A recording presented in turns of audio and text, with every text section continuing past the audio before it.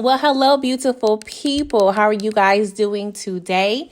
This is Pretty Girl Loves Trap Content. Welcome to my channel. This is my review slash recap for Bel-Air Season 1, Episode 3, Yamacraw. Sorry, that name always makes me laugh. If you guys watch the original series, Fresh Prince of Bel-Air, there were several episodes that discussed where Uncle Philip Banks was from. He was from a small town in Yamacraw, North Carolina. And they always had little tidbits about him growing up on the farm, wearing overalls. I believe he had a pet pig of some sorts. Like those episodes were hilarious. And even when the mom will appear on the show, she would bring another dynamic as well. Like Fresh Prince is definitely probably, I would say, if not in the top 5, top 10 of, African-American sitcoms of all times, y'all. So it is definitely high up there. It's one of those shows that if there would be a marathon on TV, I'm going ahead and just go ahead and watch it, even though I'm pretty sure I've seen all of the episodes, okay? So you guys, let's get into this episode, okay? So we pick off from episode 2 where Will was pretty much framed. So we are in the midst of frame gate, all right? And Aunt Viv and Uncle Phil, they are interrogating Will and Carlton separately. And of course, Will, he's like, hey, I don't know what's going on here. I've been framed. It's either Connor. If it's not Connor, it's going to be Carlton, okay? And so we see the parents, they're interrogating Carlton, and he is pretty much still covering for Connor, even though he knows Connor did it. Connor admitted to it, but he still is holding Connor 10 toes down. Like, it's a hot ass mess, okay? Carlton is striking all types of frustration in me, okay? So y'all, the kids, they're at school. And so we see Carlton, he's talking to Connor. And he pretty much told Connor, hey, you went too far. I mean, we wanted to F with Phil, but yeah, you have crossed some lines, okay? And so, in the right privilege of it all, Connor is like, it's okay, like we got him out the way. And Carlton's like, hey, my parents are pressing me, okay? And they're going to find out what we did.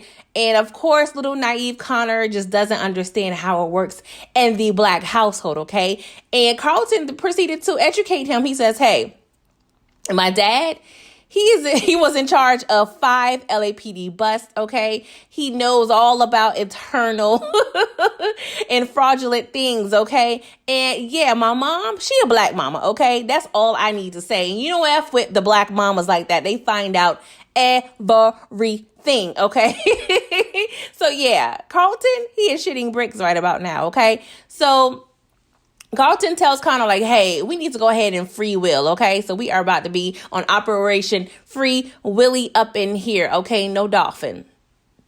So y'all, we see Aunt Viv and Uncle Phil, they are in the principal's office, and they're talking to him and pretty much saying, hey, yo, did you do all of the due diligence, you know what I'm saying, in terms of investigating these matters? Because Will is saying he is not guilty, okay? And they realize that the principal did not check the cameras. So they are pissed because they're like, hey, yeah, we're pretty sure that should have been, within the investigation. So, of course, they're pissed, and they went ahead and told him, okay, you have 24 of the hours to come up with this footage. And in the meantime, we're breaking Will out of in-school suspension, y'all. When I saw Will in in-school suspension / detention, I got PTSD, y'all. I mean, I was a pretty good student, but I have spent a couple days or so in the ISS of it all. And yeah, those are some hard, serious jail time hours. Just straight boredom up in there, okay, y'all? So yeah, I don't want to ever see anybody in suspension again, okay? My heart just goes out to them, all right? So yeah, the parents, just went ahead and let Will know, like, hey, come on, let's go. You get to go to class because you are innocent till proven guilty, okay? So y'all, we're at lunch. and Lisa and Will are talking, and they're having a good little time, whatever, building up the old chemistry and what have you. So they joking around, and Lisa accidentally aids Will in messing up his blazer, his uniform blazer, by getting some food on it. So he tries to get it out. Of course, it doesn't work. So he was like, okay, let me go ahead and see how it looks if I, put it inside out, not knowing, okay, the lining of it all was fire, okay? So the pattern lining was a good, fashion choice. So he decided to wear his blazer inside out. And we know, in the original series, one of the things that made Will stand out is when he, flipped his blazer inside out when he went to, Bel-Air Academy. So that was a cute little tidbit. So I love how they are tying things, from the original series. So we see Aunt Viv, she convinces Hillary to cater an event she's having with her sorority sisters. And the sorority is fictional, is Delta Phi Gamma, I believe. So yeah, I was interested in how they was going to portray this sorority life, because of course I am in a sorority. So, there has been some controversy with shows like Insecure about getting rights and permission to be a part of such, production. So I'm happy they kind of escaped that whole thing in terms of, possibly getting backlash or sued or what have you. So later on, we see Will talking to Carlton, okay? He approached Carlton, was like, hey, a witness came forward and pretty much stated that they saw a non-student frame me, okay? And I know you had something to do with it, okay? So since they found this information, they pretty much closed the case. And so Carlton was like, boo, just go ahead and take the win. And Will was like, I know you behind this, okay? I got my good eye on you, brother man, okay? And I mean that very sarcastically. Oh, Lord, I'm glad that Will continues to see through Carlton's BS, okay? So we see Carlton, he surprises Lisa at her quote unquote pre-swim meet traditional meal, okay? And he's pretty much just, I guess, trying to get in good. He sees that Will is some competition, so I guess he's trying to get up and in there. And that is really, you know how dudes are. Once they see another dude lurking, they have a sense of urgency, okay? And so Carlton is no different, even though he is lame AF, all right? So they have a conversation pretty much alluding to why they broke up. Apparently, Lisa broke up with him, but she was definitely appreciative of Carlton because he was there when, her mom died, and she was there for him when he was dealing with some anxiety issues. So I was like, oh, this is interesting. So, we see that he is dealing with some possible mental health issues and physiological issues. So, yeah, that kind of explains a little bit of why Carlton is such an asshole. It does, but it don't. Okay. But I love how they're showing Carlton as such a layered character. He's, probably going to be one of the breakout characters of this series. The actor is doing a really great job being a dick. Long story short. So kudos to him. All right. So we see Aunt Viv, and she asks Carlton to try harder to work on him and Will's relationship. And she reassures him that he will always be her Uncle Phil's number one priority. So Philip Banks, I love saying Philip Banks. I don't know why, but Philip Banks / Uncle Will, he decides to invite Will and Carlton to a fraternity cookout. Of course, this is all a big part of his plan to get the black vote. Okay. So, we can kind of see Uncle Phil ain't necessarily all the way down with the brothers like that, but he's pretty much kind of using this event as a way to get more votes. Okay. I'm not calling him a complete sellout, but if I had to break it down to a percentage, I don't know. He's looking at about 40% sellout to me at this point.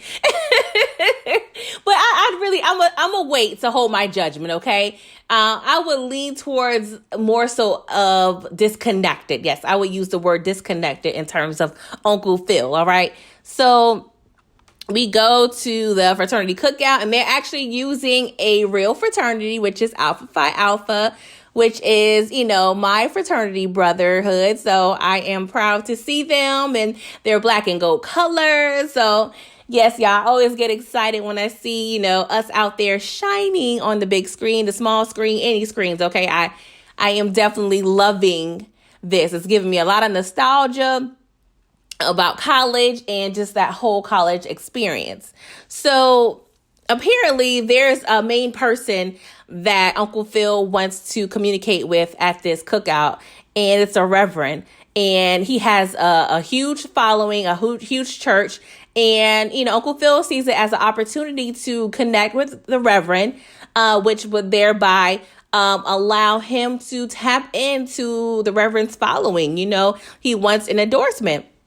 But he tries to approach the reverend, and he shades the F out of Uncle Phil. And Uncle Phil had no choice but to just politely, just back off a little bit. Okay. And so we see Carlton and Will, they're volunteering to set up or what have you. And Carlton also has another motive, okay? There's a fraternity brother that is in charge of this large organization in which he is wanting to receive an internship at this funeral home. So, we see everybody there with an agenda except for Will, okay? He's just there on the strength of an invite. So we see Aunt Viv, she's at her house hosting an event with her sorority sisters. So she's socializing, and they're pretty much discussing how the dynamic of Vivian and her marriage to Uncle Phil has changed. Back in the day, Vivian was the quote unquote catch, as one of an upcoming artist, and Phil was the quote unquote lucky guy. So, it's bringing some nostalgia from, Vivian in terms of her days as an artist. If you guys haven't watched the original Fresh Prince, is pretty much bringing over the same, employment. She is a professor of art history. So we see, her sorors, they're pressing Hillary about pledging, their sorority. And she pretty much lets the cat out the bag, says, hey, I dropped out of school. So Vivian, she was not happy about that. She was trying to save face and keep that under wraps. So one of the sorors, she requests sorors is a term short for, it's part of the word sorority, of course, and is what the sorority sisters call each other. So I'm recalling them sorors because I'm a part of that life. So I'm sorry. I maybe need to change my diction. So I'm going to say her sorority sister. So Vivian's sorority sister requests an apology for pretty much ruining and tarnishing the relationship between the sorority sister and Hot Cuisine, okay, because she is the one who Vivian asked the favor for to hook Hillary up with the position, or I should say the actual interview. So, the sorority sister, she left. She was annoyed and aggravated. So when she left, the other sororities viewed Hillary's post and actually agreed with Hillary for calling the company out. And, they're pretty much just illustrating how, the new generation, Hillary's, little tongue twister, Hillary's generation has more courage. And, they pretty much ain't taking up and standing for the BS of it all, okay? So I am definitely loving that little storyline there. So we go back to Philip Banks. He's over there fraternizing with his fraternity brothers. And the Reverend decides to give Phil, some time to pretty much pitch to him. So long story short, the Reverend pretty much exposes Phil as pretty much being disconnected, okay? He is not being, a part of the front lines of helping local businesses that are struggling, trying to raise funds. And, the Reverend advised Phil that, hey, your first roommate relapsed, and we are, pitching in and making sure he is good and make sure he is okay. So Philip, he did not know, which further shows his disconnection. And the Reverend was like, I would love to endorse the guy that I didn't know, the guy we nicknamed Yamacraw, but I don't know this guy right here. So yeah, you can't get my vote. All right. And this all kind of leads into, the benefits of being a part of a sorority and fraternity. Some people, frown upon it. Some people just don't understand it. But if there are some beneficial factors, there's a networking that can be, involved, when you, of course, it's an organization or organizations that are founded, and, mainly people do join this, these organizations after, graduating college. It's called, grad chapter, graduate chapter.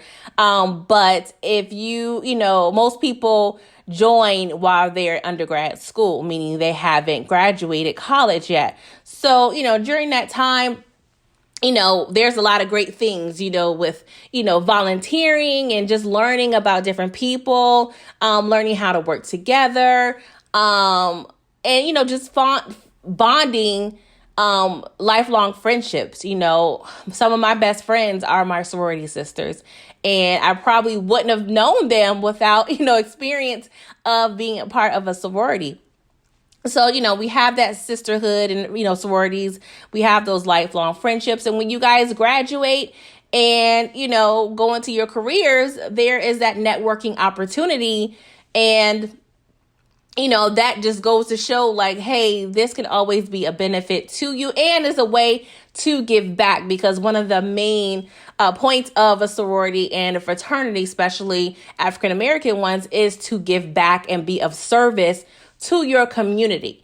So, it's definitely a win-win. I feel like I'm doing a PSA, but I'm just kind of breaking down this to people who are not familiar with these organizations. But yeah, it's definitely good to see them shine a light on these organizations. I am loving all of the Black excellence that is displayed in this show and on this episode. But at the end of the day, with anything, it is all about what you make it. You have to make the best of everything. And it seems as though Uncle Phil, he's a little out of touch. He's been focused on getting that money, making sure his family is secured. But I do think slowly but surely he is going to be able to kind of ring himself back in and get more connected with the people. Okay. So Phil, he notices his uncle getting shaded by the Reverend. So he feels the urge to do something about the bad taste he left in everybody's mouths. So Will gets on stage, y'all, and he convinces Uncle Phil to get up and step. So he was kind of mocking stepping a little bit, which forces Uncle Will to show him what he's about, okay? Because Uncle Phil is considered what we call an old head, person that has graduated, decades and decades ago. So, the fact that he was able to go out there and just show his moves, he was able to step with the youngins, and, seemed like he hasn't, missed a step, quote unquote. And I love seeing that. I was a step master of my sorority sisters in my college. So I definitely felt a lot of nostalgia. Now, can I do all of those moves? I probably can do a little something, you know what I'm saying? I love stepping. That is one of the things I enjoyed while I was in college, as well as volunteering. But yeah, guys, like, I just love when they, incorporate things that I can personally relate to. So y'all, Carlton, he's over there, trying to play chess. I said chess with the person who he thinks is in charge of the internship. But he found out that fraternity brother is no longer a part of the organization. So he's pretty much feeling like this whole situation is a waste of time. Okay.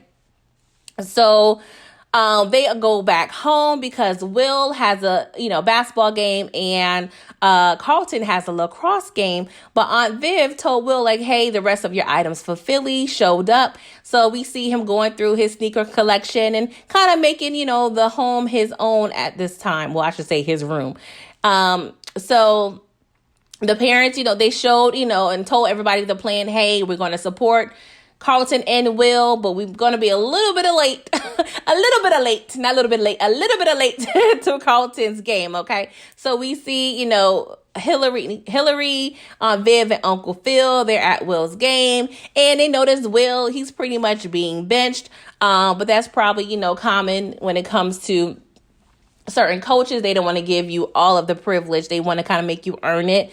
Then we're seeing Carlton, okay? He's at his lacrosse game, and he's looking up in the stands, and it ain't just his family that's missing. Everybody's missing, okay? Nobody is at this game, okay? I'm like, is this a practice? You sure this is a game? Did y'all have flyers? But I think it's one of those things when you have two sports going on at the same time in the same school, people kind of make a choice. And basketball seems definitely more entertaining, I should say.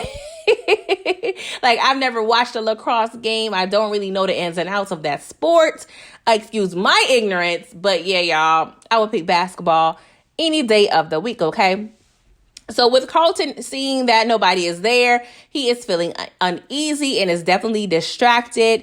And he's getting a little frustrated, and you could tell in his game, he's kind of thrown off. And yeah, he ends up cursing out the ref, and he has to go to the locker room. He gets kicked out of the game. And at the same time, we're seeing Will. He is shining, and he actually hits the game-winning shot. So we see Will, he's getting cheers from the family, the team, the crowd. And we see Carlton over there in the locker room getting all laced with the booger sugar and whatnot. I'm like, oh my God, he is a straight up addict at this point. Get this boy some help, okay? So Carlton, he's all enraged and high. So he goes into the, gym, and he's seeing, Will being celebrated. So you could see and feel the enragement inside of him. And I'm like, ooh, is enragement a word? I don't know. And I'm not trying to fact check, but y'all know what I'm trying to say, okay? So Carlton, you could tell he's going to be having some things up his sleeve, okay? And so we are back in Philly, okay? And one of Rashad's employees show him a sports article of Will being, impressive at his game. And so Rashad pretty much ends the episode. And his last words was, "I found you, you cocky MFer." And I'm like, bruh. So I'm pretty sure we're going to see Rashad taking the next flight, the next bus, the next Greyhound, the next Amtrak. Yeah, he is definitely going to be finding his way to Cali. Okay, DJ Q, Notorious B.I.G. going back to Cali. Well, is it back to Cali? Because I'm pretty sure Rashad's probably one of them dudes who ain't never left his city, okay? But yeah, y'all, this was another great episode. But somehow I feel like Carlton and Rashad is probably going to be in cahoots to taking Will down. And it's pissing me the hell off, okay? Like, I've never seen so much jealousy in one household. Like, it's a lot, y'all, but I am definitely excited for the rest of the season. Let me know what you guys think of the episode. Please like this video if you liked it, okay? And if you don't like it, okay, just like it anyway for your girl. Help your girl out, okay? I'm trying to grow my channel, so please support. Yeah, but that's all I have for right now. Enjoy the rest of your day. Toodles.